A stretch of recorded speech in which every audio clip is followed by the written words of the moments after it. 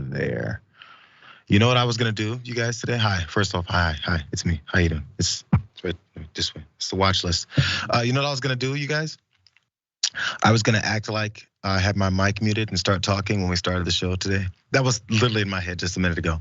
I said, and then they're all gonna be, yeah, what's the watch list without Jayar muting himself, right? And all that. And then I muted myself. It's a Wednesday. Yesterday was the second best day of the week. Wednesday has become the most frustrating day of the week. I'm gonna put it that way. I'm not in a good mood. I'm not in a good mood. Francesca Fiorentina joins me, hopefully to put me in a better mood, hopefully to get through these stories without me falling over myself. But you know what? Sometimes you have those days. What's going on, Francesca? How you feeling? Hi, I'm here. I like the show. It's a roller coaster of emotions.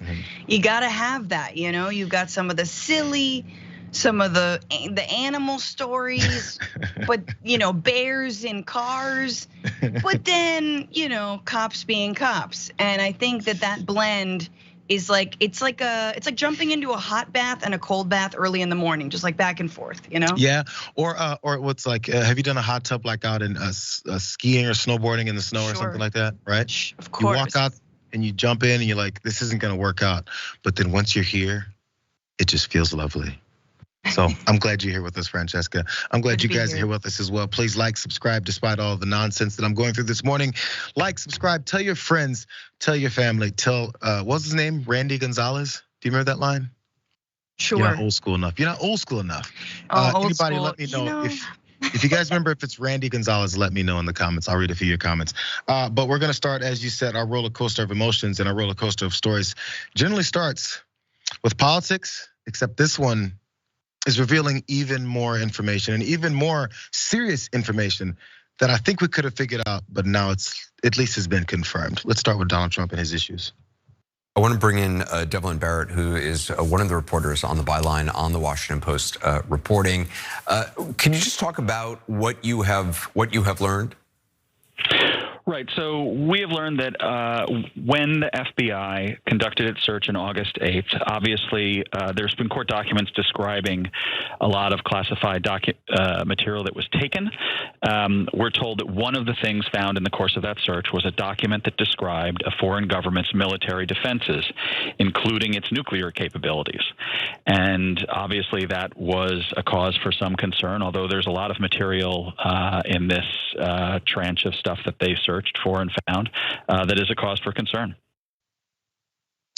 The number of outrageous things, bombshell things we've been hearing coming from this search of Mar-a-Lago and the top secret documents that have been discovered and revealed slowly as we go through all these different levels of options and special masters and everything being appointed and adjudicated in court. The one thing we continue to see from Donald Trump in these document discoveries is that it gets more and more serious. Now, this one, at least, we've discovered that there are some nuclear information of a foreign countries that was also in Donald Trump's possession. We don't know whose it was, but let's get some more details from the Washington Post as they pointed all of this out.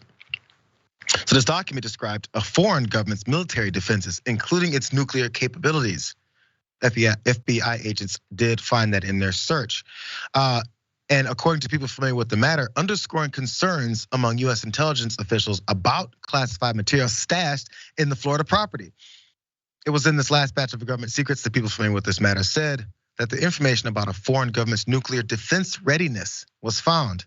These people did not identify the foreign government in question, say where at Mar-a-Lago the document was found, or offer additional details about one of the Justice Department's most sensitive national security investigations. I'll say it again because people I don't think really see the degree of importance.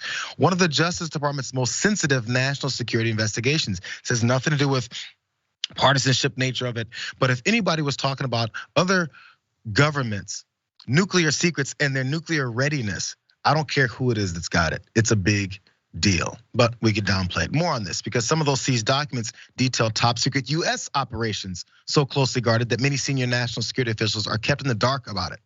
Only the president, some members of his cabinet, or a near cabinet level official could authorize other government officials to know the details of these special access programs. And that's according to people familiar with this search.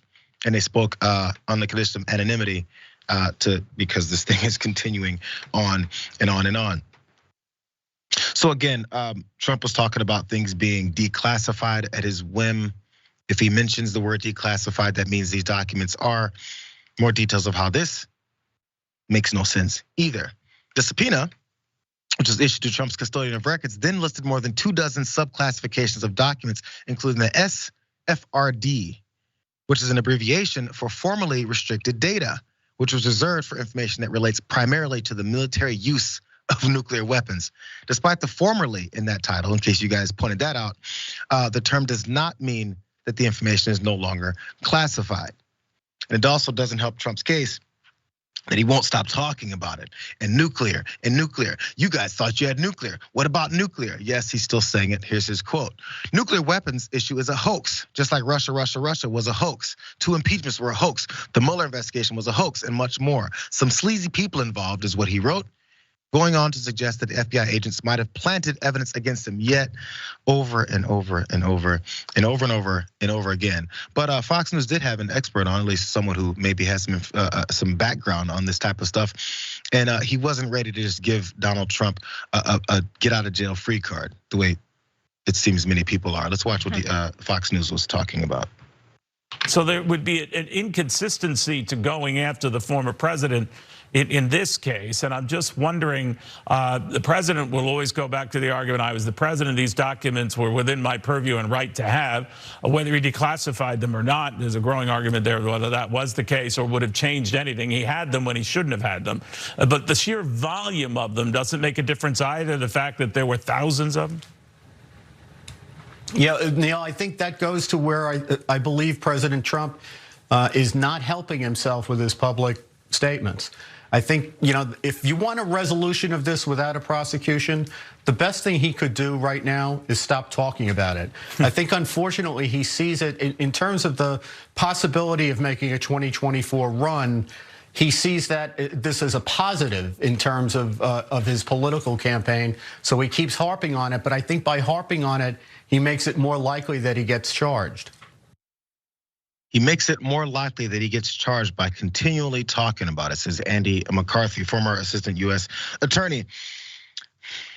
Francesca, I feel like I'm reverting back to previous pessimism over this entire thing, because dudes playing golf, dudes shouting out on Truth Social, dudes still making statements and probably appearing on some shows every once in a while, the Newsmaxes of the world, to still say this type of stuff, and we're seeing all of this that he had in his possession. If it was at your house, if it was back there in the blue and purple lights behind you, you wouldn't be out golfing the next day.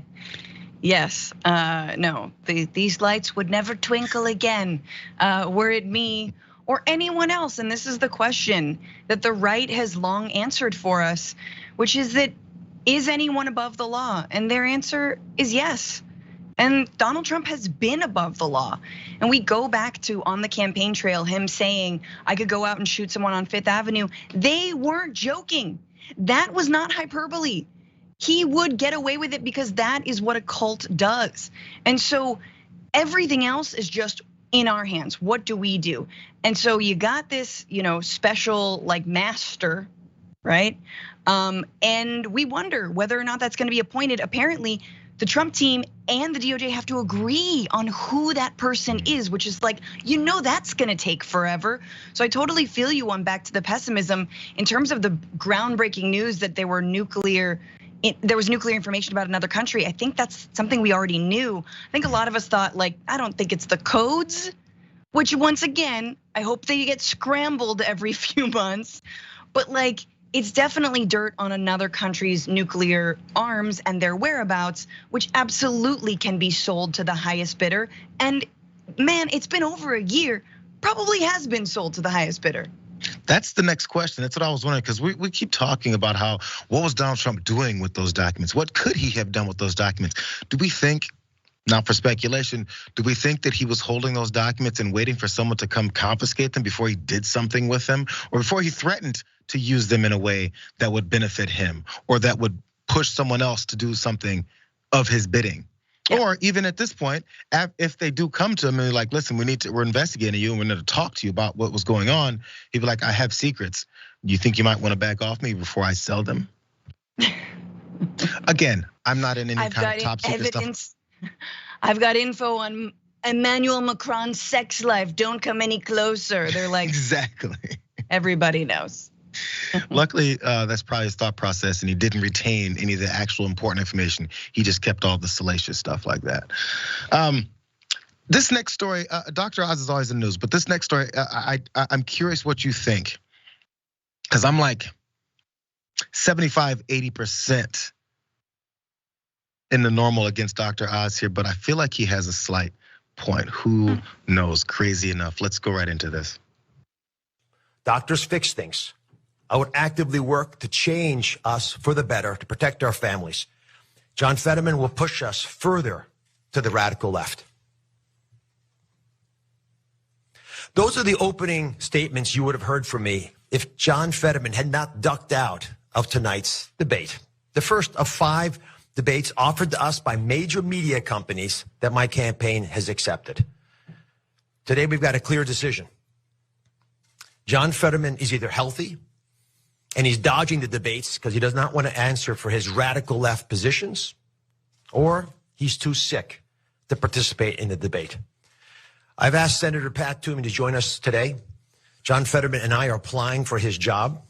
He knows more than anybody else about what's required to be a senator from this Commonwealth. And he has strong sentiments about the need for voters to hear what candidates stand for, the need for candidates to answer questions from the voters, from the press, and on the debate stage. This is a story about Dr. Oz and his issue with debates with John Fetterman, who's been publicly beating him up when it comes to this race for the Senate. Dr. Oz here, as I was saying, I'm 80% on board with Fetterman's side on this. But I think this is a story between politics versus your approach in doing so. So Oz is upset that John Fetterman missed a debate because of his medical issues. Let's go to some more details, because the Fetterman campaign did respond to these accusations that he made, and he responded in this way. He goes, "I'm eager to put my record and my values up against Dr. Oz's any day of the week." He said this in a statement on Tuesday. "As I recover from the stroke and improve my auditory processing and speech, I look forward to continuing to meet with the people of Pennsylvania." He also added that a list of debate concessions from Oz's campaign team earlier in the day made it abundantly clear they think it's funny to mock a stroke survivor. That's where Dr. Oz is being a complete idiot. He continues down this road. This is how they continue to belittle him. They said it would pay for any additional medical personnel that Fetterman might need to have on standby, in addition to permitting him bathroom breaks and allowing him to have all of his notes on hand, along with an earpiece to obtain answers from his staff. So then Fetterman responded, says, "My recovery may be a joke to Dr. Oz and his team, but it's real for me." So Dr. Oz, again, as we know, he's a celebrity TV doctor. He challenged Fetterman, this Democratic frontrunner, to 5 debates this month to boost his chances of catching up with him, while also highlighting his health challenges months after he suffered that stroke. So his spokesperson, Brittany Yannick, responded to Fetterman's decision to not debate on this first one and called him a liar, a liberal, and a coward. And she said this, "Okay, so when will he debate? He won't ever say, not even in his latest whiny statement." Francesca, this is, you can push someone, this is my opinion now. You can push someone that your opponent who's been whooping your ass all over the place. You can push them and say, "Hey, why aren't you debating? Hey, why are you ducking me? How come you're dodging me?" But in this particular situation, you might want to do it in a way that points out, yes, we understand he has his medical issues. When is he gonna be back? But let's think about whether or not he can carry out and do this job, not because we're mad at him, not because we think it's a horrible situation, not because we think that he's faking and a liar and all this stuff. What's he lying about when it comes to that spokesperson statement? It sounds like you're still attacking based off of his medical condition and not based off of anything political. And I'm not sure why anyone hasn't clued him in yet. I mean, honestly, it is a serious thing to suffer and recover from a stroke. It takes years for some people to recover from a stroke. I'm surprised that John Fetterman is even out on the campaign trail. And again, politically, obviously, I want this guy to win. I'm openly biased about that. I think someone with working class values who actually cares about the working class is absolutely what Pennsylvania needs, not Dr. Crudité Oz.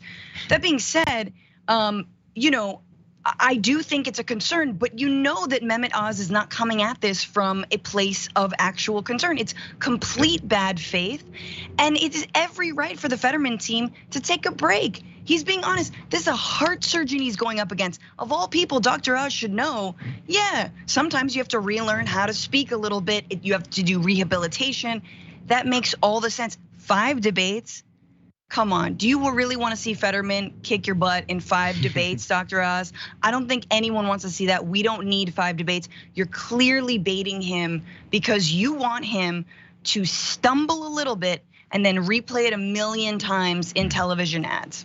Well, this is also the point, by the way. You can, as you point out, he's a doctor. Dr. Oz should know some of this stuff. That actually makes it worse. Because in order to be a Republican candidate, at least what he's seen and probably is correct on this, is you can't be normal and straightforward. You have to be vicious. You have to attack.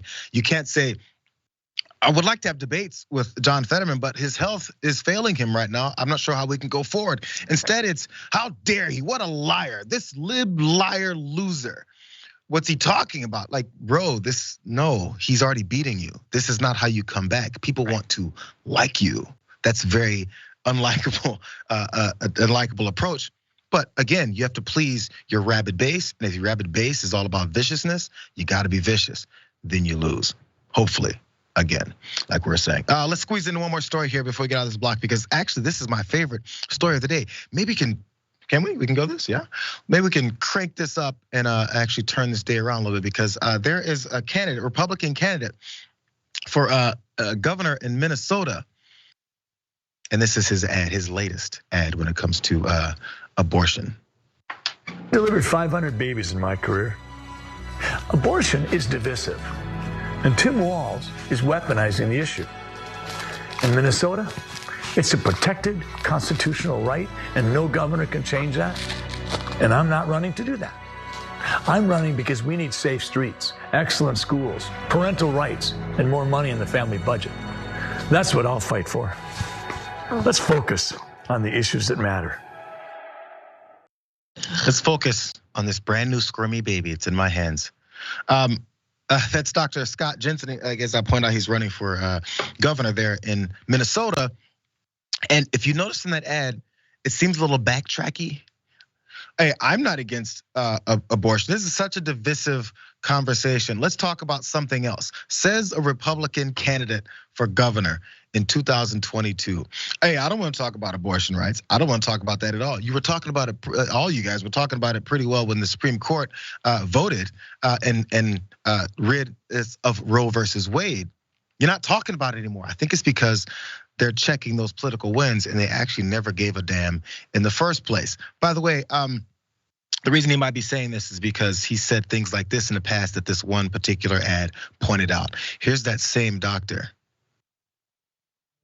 If you were governor, would you try to impose new restrictions on abortion, or would you try to ban it outright? I would try to ban abortion. I don't even know where to start with that. It's awful. It makes me furious. No politician should make decisions like that for me. It is incredibly dangerous to ban abortion. A woman should not be criminalized for having an abortion. It's very alarming. Scott Jensen is extreme. Incredibly extreme. Scott Jensen's plan is too extreme for Minnesota.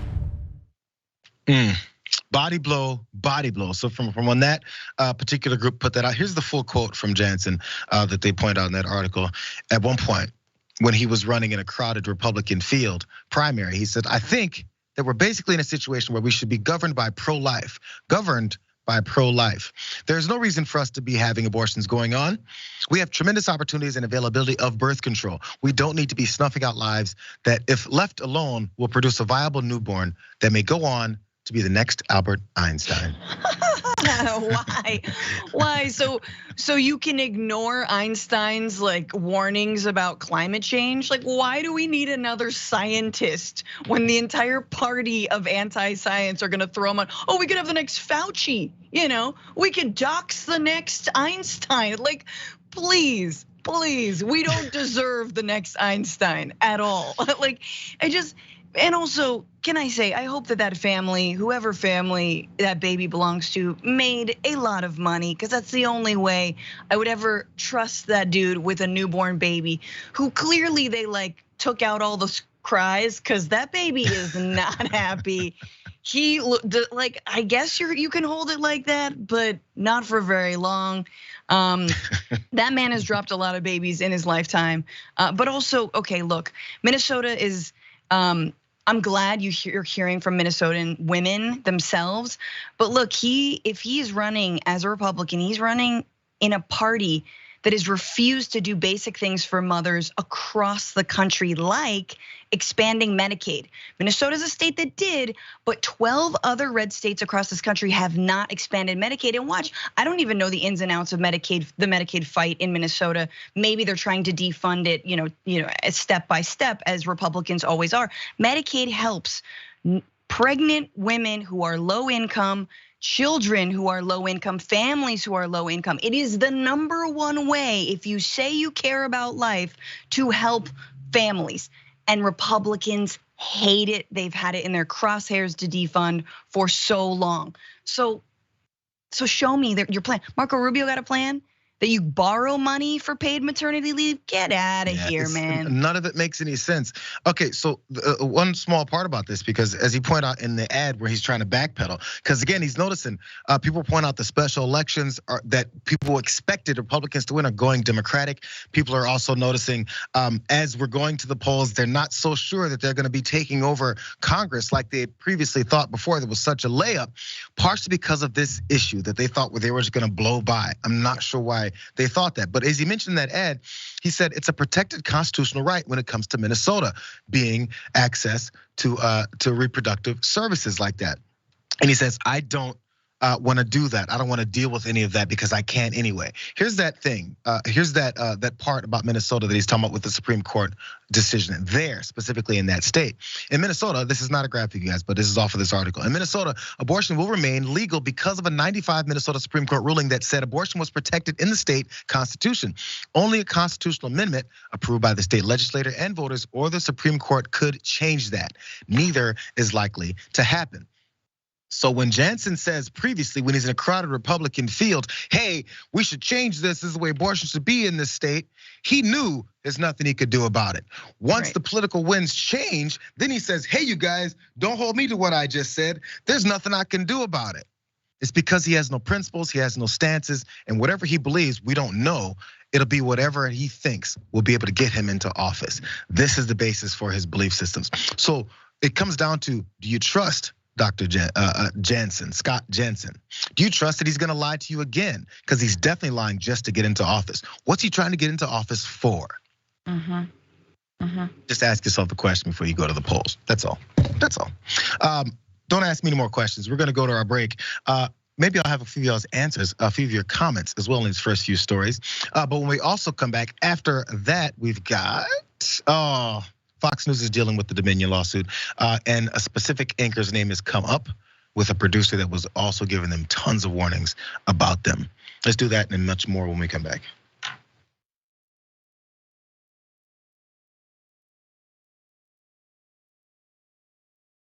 All right, well, the Young Turks special election day coverage dropping.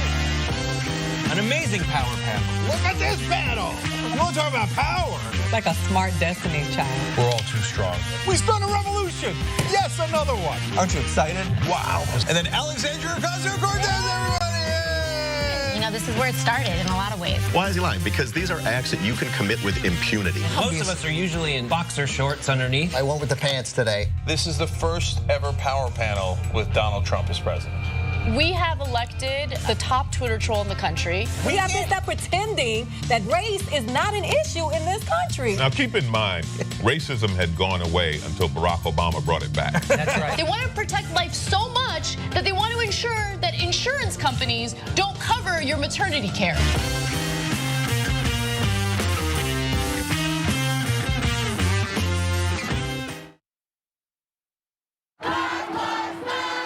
You don't see a lot of news coverage in the mainstream media of the peaceful Black Lives Matter protests that happened throughout the country. Black Americans are hurting. Minorities in this country are hurting.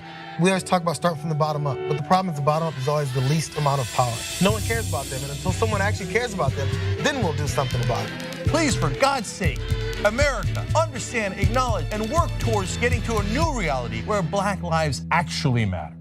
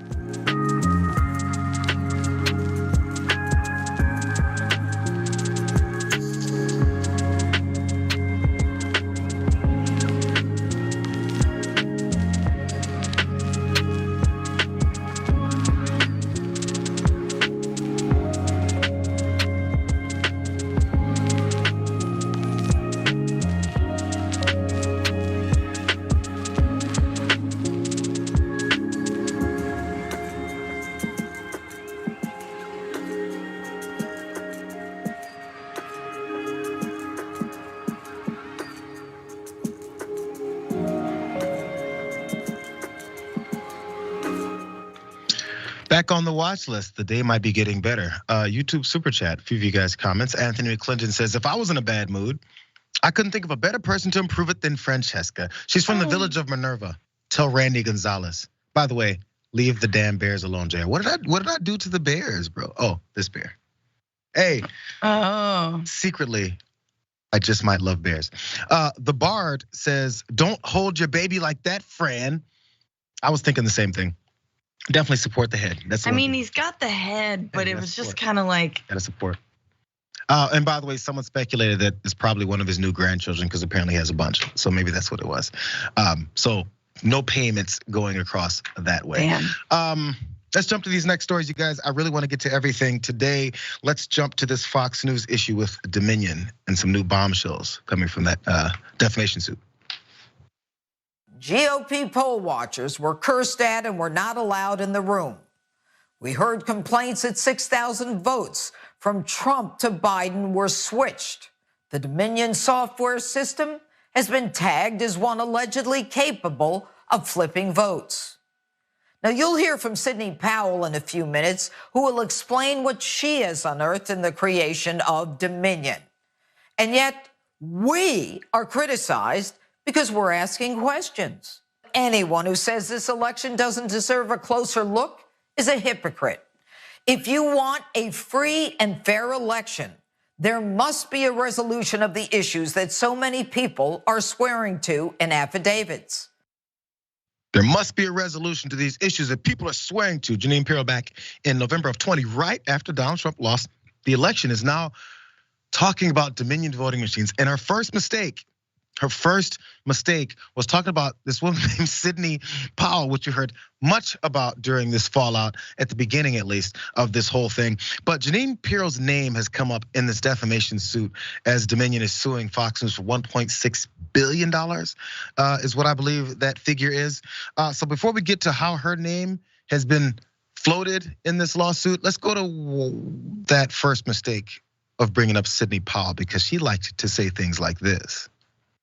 The Dominion voting systems, the Smartmatic technology software, and the software that goes in other computerized voting systems here as well, not just Dominion, were created in Venezuela at the direction of Hugo Chavez to make sure he never lost an election after one constitutional referendum came out the way he did not want it to come out. We have one very strong witness who has explained how it all works. He was with Hugo Chavez while he was being briefed on how it worked. He was with Hugo Chavez when he saw it operate to make sure the election came out his way. That was the express purpose for creating this software. He was in the delivery room when Hugo Chavez was born.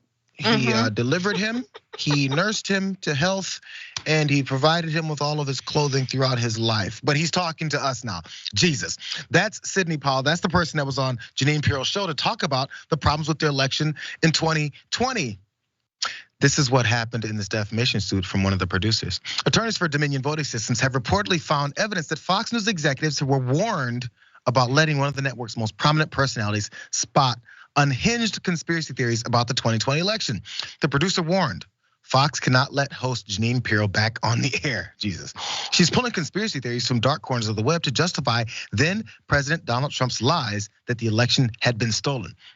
Is a Fox News producer. I want to remind you guys that. The producer's email is among the voluminous correspondence acquired by Dominion's attorneys as part of its discovery of evidence of a $1.6 billion defamation suit if it filed against Fox News and its parent company. Here's another reason why that producer was panicking. Watch. I am working on the massive aspect of system-wide election fraud, definitely impacting the swing states and likely going far beyond that. We're talking about the alteration and changes in millions of votes, some being dumped that were for President Trump, some being flipped that were for President Trump, computers being overwritten to ignore signatures, all kinds of different means of manipulating the Dominion and Smartmatic software. Now that you mention it, they've denied that they have done anything improper, and they denied that this claim that there are 6,000 votes that went from President Trump to Biden had anything to do with their software. I assume that you are getting to the bottom of exactly what Dominion is, who started Dominion, how it can be manipulated, if it is manipulated at all. You assume wrong, Jeanine. She did not get to the bottom of any of that. Let's jump down to graphic 4 really fast, Francesca, because this is why that producer's email is important. In case you're wondering, yeah, sure. There's people disgruntled, maybe don't like this host. This is why it's important to Dominion in this lawsuit. The wide nets cast by Dominion is seeking depositions suggests. University of Georgia media law professor Jonathan Peters says that the company's attorneys are exploring to the extent to which Fox personnel published false statements with knowledge of their falsity or with a high degree of awareness of their probable falsity, the relevant fault standards. This usually takes into account such factors as what the personnel knew at the time they published, whether the sources were reliable, whether the defendant ignored clear signs that the statements were wrong, whether the defendant investigated the facts, and what motives shaped the statements. That's what Peters writes in an email to NPR explaining why this is a big deal. So it's basically one of those things where, Francesca, same as where they're trying to figure out whether or not the motives or the thought processes behind, say, the former president hoarding classified materials in his desk drawer, whether or not we can prove that he knew it was wrong. I mean, we can assume he knew it was wrong, but when it comes to things like these types of lawsuits and criminal investigations and all that, there has to be this proof that he knew he was breaking the law. In this particular instance, a Fox producer told everyone, hey, she's going off the rails. This could be a problem. She's telling lies that we know are lies. Let's try and keep her from doing that. This is a big deal when it comes to that particular lawsuit, but Fox News is like, no, we were just following the news and reporting it. I mean, and in some ways, they're right? We are seeing Fox News finally be held somewhat minimally, maybe accountable for the amount of lies that they spew. And if they actually are made to pay this $1.6 billion, which, man, I hope they are, that means that to date, we've seen more accountability from Fox News spouting the lies of the Trump administration than the former Trump administration itself. You got the bootleg Adams family up there representing the Trump administration going like Venezuela, it's just, it's insane to me. And I just want to remind folks, the January 6th Commission has dug into some of these ridiculous theories. Why? Because Donald Trump was ordering his DOJ to do just that. They had to look into the Dominion stuff. They had to look into what was called Italy Gate, another one of Sidney Powell's creations, which was like a satellite, was commandeered by an Italian hacker and then flipped the votes from there. They looked into all of that straight up were sent YouTube videos as evidence, and they found nothing, and they testified to that in front of the House committee. They were like, honestly, there was nothing to all this stuff, but yeah, we had to look. We had to at least check it out. And as we're seeing, it seems like they knew, or at least someone did. Maybe there's this one rogue Fox producer that no one wanted to listen to, but he told everybody. So no matter whether or not you want to listen or not. Let's shift gears and go to what we'll see a lot in this country. I felt like I didn't want to have to do this story that happened a few days ago, or at least the body cam evidence of this. So you can assume, and you'll be right, that this is graphic footage from another police encounter with a man in Los Angeles. Let's start here. Hey, come here.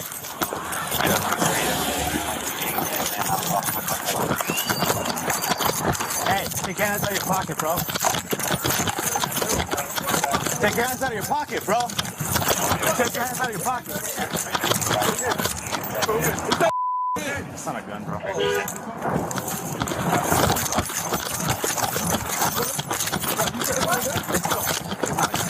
Hey, drop it. 5-7, officer needs help, shots fired, officer. Body cam footage from July 18th has just been revealed. Los Angeles police officers were called by residents who said there was a transient black man brandishing a handgun. So they show up and they figure this must be a dangerous situation. Until, as you can see, probably you get replayed there to the side here. The next officer says, "It's not a gun, bro."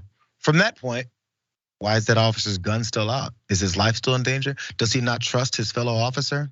As you saw, seconds later, he was shot multiple times in the back. By the way, that gun thing, it's actually a car part. It's the latch when it comes to maybe a trunk or the door of a car, and it has a shape to it that maybe you could assume is a gun until someone says, "That's not a gun, bro." Let's watch that part again. It's not a gun, bro.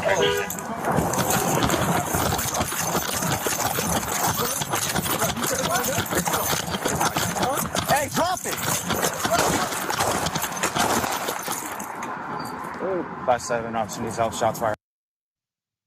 So a lot of times when cops shoot, actually every time cops shoot, they say they feel their life was in danger and the person was coming to attack them. This man was shot in the back multiple times. And after a very calm partner of his said, "That's not a gun, bro." Usually when I'm excited and scared and worried for my life, I don't say, "That's not a gun, bro," as calmly as that officer did. Anyway, let's go into details of this victim of the situation. His name is Jermaine Pettit. He's 39 years old and he was handcuffed at the scene and taken to the hospital in stable condition. He was later arrested on 2 outstanding felony warrants for resisting an officer and assault with a deadly weapon upon an officer. On July 20th, police asked a district attorney to charge him with 2 counts of brandishing a replica firearm.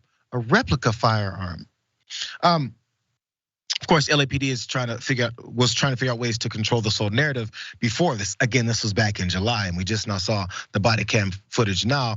This is the footage that they also put out, taken by a neighbor, where you can hear them saying, "Where is the item?" near the end of this. Watch this. Jesus Christ, you had him on the ground for so long. Where's the ambulance? Ambulance is on the way. It's interesting you can get 15 cops here, but you can't get an ambulance? 1 paramedic? You can get 15 cops here first? We already called the ambulance. We don't control how fast they get. You guys all standing around watching them bleed out. You see them working on them, dude. They're saying keep your eyes open. They're not working on him. Guys, where's the item? Hey, can you tell your P1 to start a lock and a tunnel lock? Where's the item? Where's the item? Not where's the gun? Where's the item? Maybe they call guns items in police speak. There's another screenshot from what the LAPD also did release there when they want to point out suspect holding what appears to be a gun after what appears to what we've heard his partner, another officer on the scene saying, "That's not a gun, bro." Again, just ignore all the real stuff that comes from this. Again, Pettit survived. He was a homeless man with all these outstanding warrants and was holding a car part. Therefore, he was shot in the back 3 times. Just another day in Los Angeles.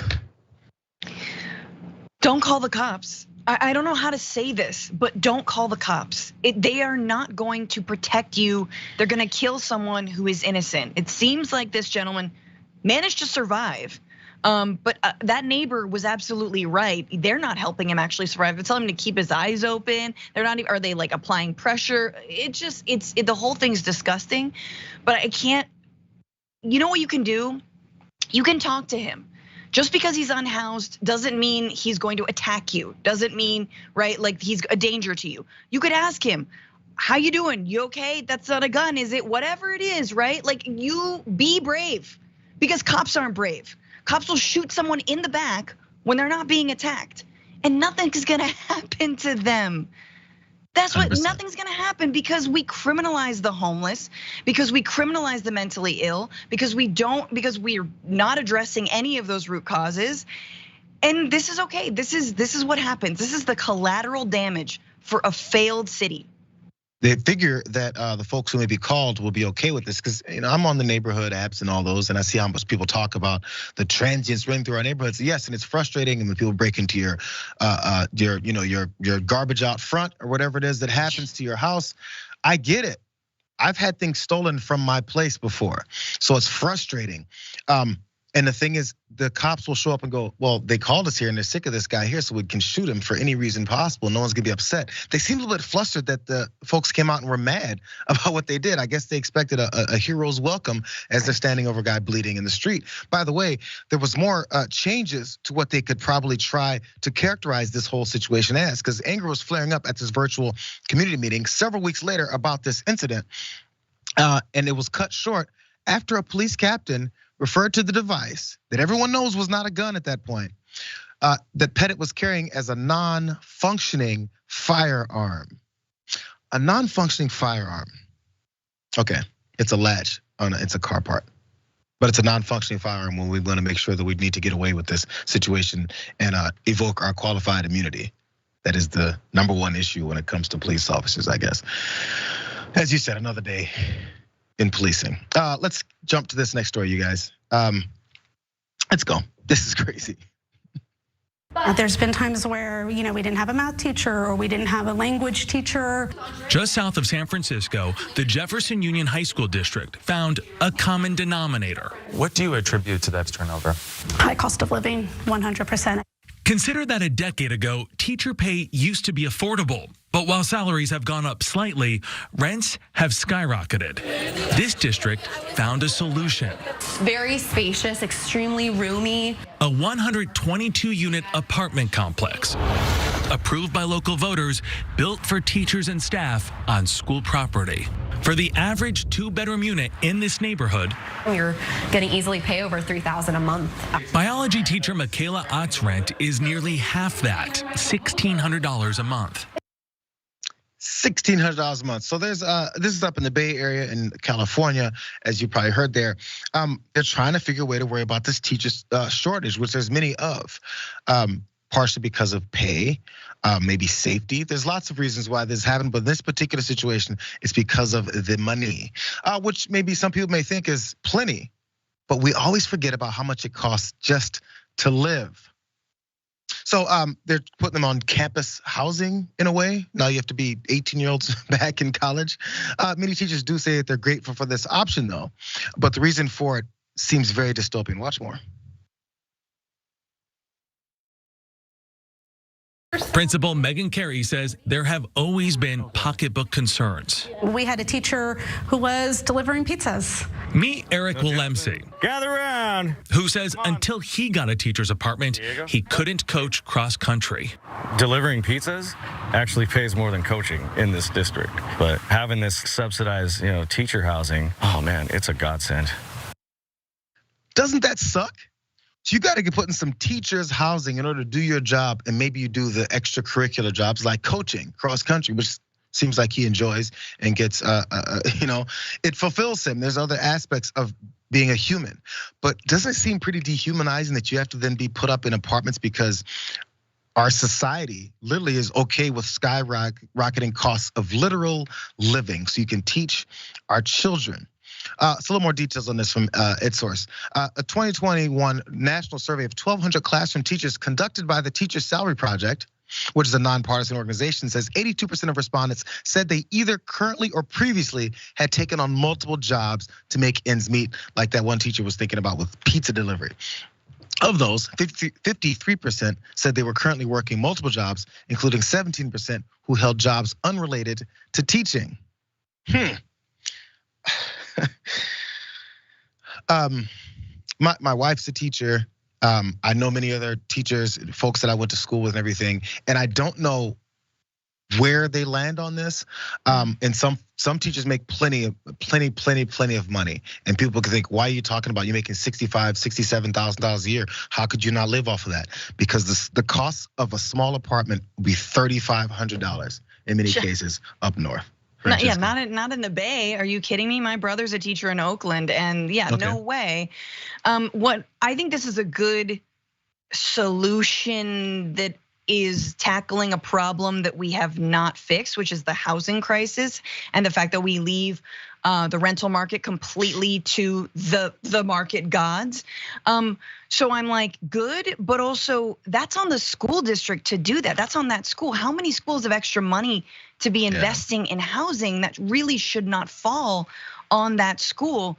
And then the other thing you got to remember about the Bay Area, Silicon Valley, is these are places where Facebook has headquarters, Google, all the major, obviously major tech companies, and all their workers. All their workers are bussed down from San Francisco and from places where teachers have been displaced from, in order for them to get a taste of the city life when they should be living on campus housing, right? Like those are the ones, the tech companies are the ones who can afford to house their employees in complexes like that. Schools shouldn't be the ones to do that. And then the tech bros and brodettes sit around and are like, why are there no good schools in my area? It's like, yeah, maybe because you displaced all of the teachers. The idea is, I guess, to not see them as human. When I was in kindergarten, first grade, and we discovered that we see our teacher at the grocery store and be like, oh, Mrs. Jones doesn't live at school. That's what children think because they only see their teachers at school. But I guess in this case, it would be that way because that campus was being built, at least that housing unit was being built on campus, so they never have to go anywhere. By the way, there's another solution to this whole thing that this other group, this Milpitas school district is put up. Let's look at this headline really fast from the Washington Post. It says school district asks parents to let teachers move in as rents soar. To move in instead of maybe discussing about those rents that are soaring. One detail on this. This district sent a message to parents this week urging them to fill out an online form if you have a room for rent at your home and would like to share the housing opportunity with our Milpitas Unified School District educators. The message, which links to the form, asks parents how many rooms that they have available and how much they would charge for rent. Dozens have responded in a few days. Scott Forstner, who's a district spokesperson, told the Washington Post in an email. So there are parents that are actually responding, like, yeah, sure, move in, Miss Jones, because I know you can't live anywhere else, or else you'd be a transient on the street. The LAPD might shoot in the back. This is where we stand with our teachers when it comes to whether or not they can literally live before then they go have to spend their money on maybe some school supplies, maybe not get the kind of preparation time that they can to teach our children. Just live with little Johnny and that'll make everything so much better. This is the United States of America, the best and greatest country that's ever existed. And this is how we treat our educators that are supposed to be preparing our future for the next stage. How much do we care about that? Not much. No, these are, and it's worse. We call them groomers now. Oh, they're all groomers. Oh, and then if they went into debt to get their credential, no, that's terrible. We shouldn't relieve that student debt. Oh, and hey, we can just replace them and lower the bar to be a teacher. And anyone who was a vet, hey, you get to be a teacher now, and you get to be a teacher. And so we're gonna just devalue that degree and all of that training on top of it. It's disgusting. It is a stopgap measure to say, hey, rent a room out in my house. So I understand that, look, you gotta do what's necessary, keep the teachers in your district, but you also need to work with your local elected officials and businesses to be like, what are we doing here, everybody? Nobody cares. Another reason teachers are leaving is because of meantime books and a pushback from crazed parents.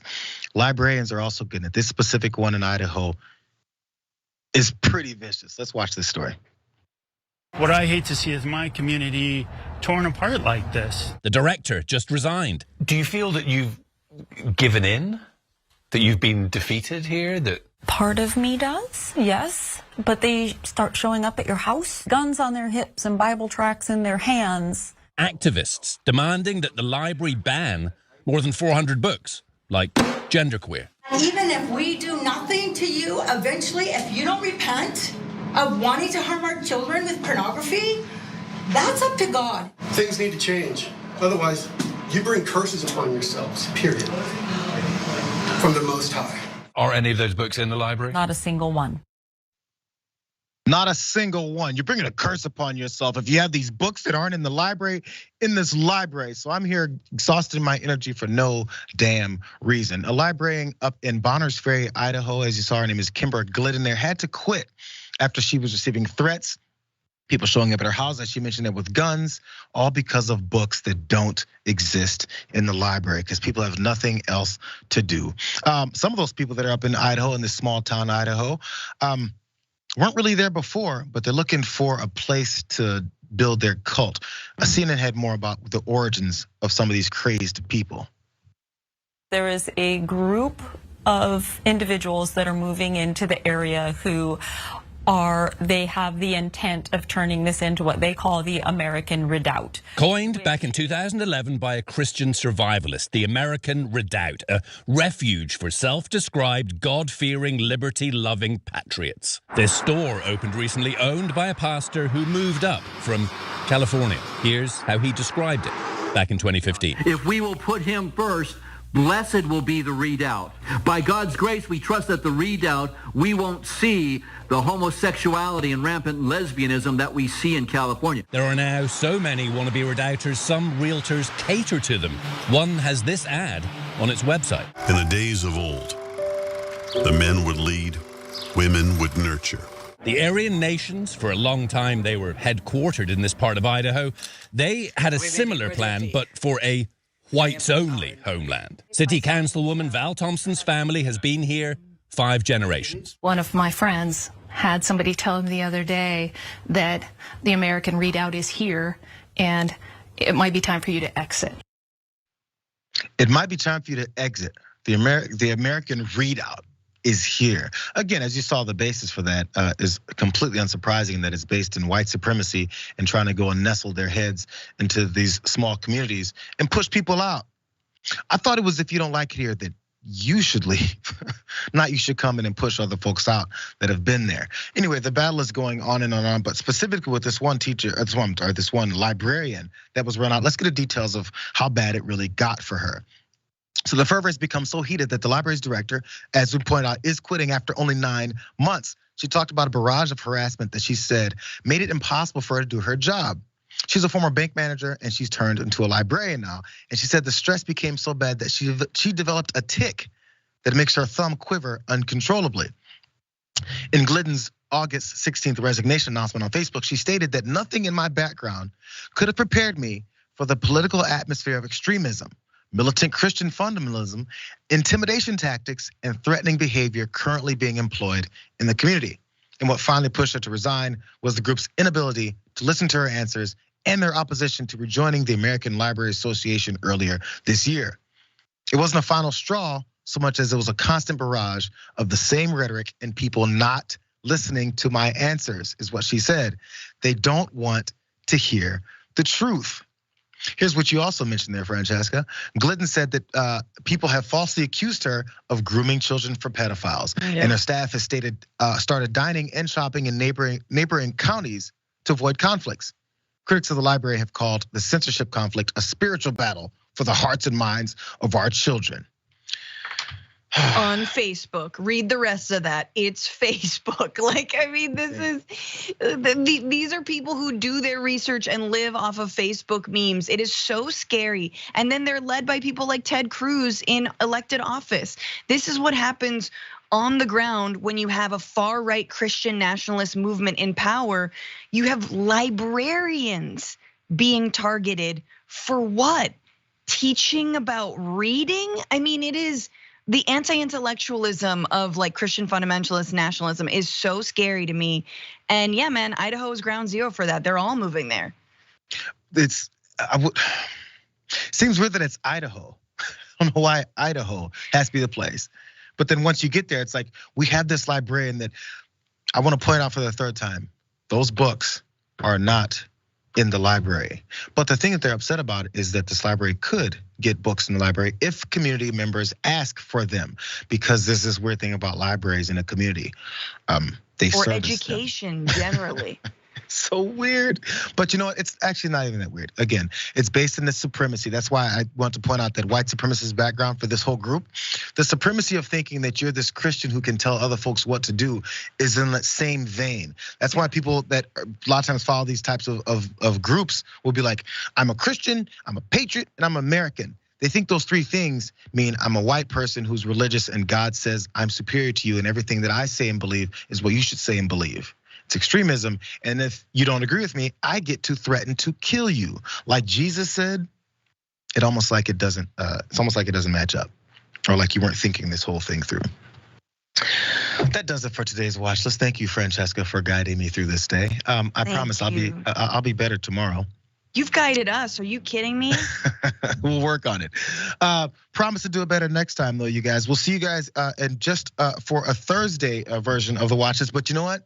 You're not done with me yet. I'm still gonna hang on here. I'm gonna sit right in this chair, and I'm gonna see you guys on Damage Report in a couple of minutes with John Idarola. It's a Big News Wednesday. Thank you, Francesca. Thank you guys for being here. We'll see you tomorrow.